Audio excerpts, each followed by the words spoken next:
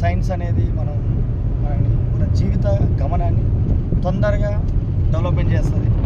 ఒకప్పుడు ఇప్పుడు నా వీడియో చూస్తున్నాను, నేను ఎక్కడో ఉమ్మడి నల్గొండ జిల్లాలో సర్వే కోసం పోయి వస్తున్నాను.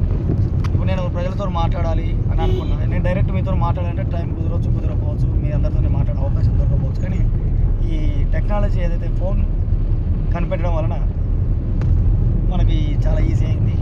ఏఐ ఆర్టిఫిషియల్ ఇంటెలిజెన్స్ యుగంలోకి వచ్చేసినాం. కంప్యూటర్గా దాటి ఏఐ యుగంలోకి వచ్చేసినాం.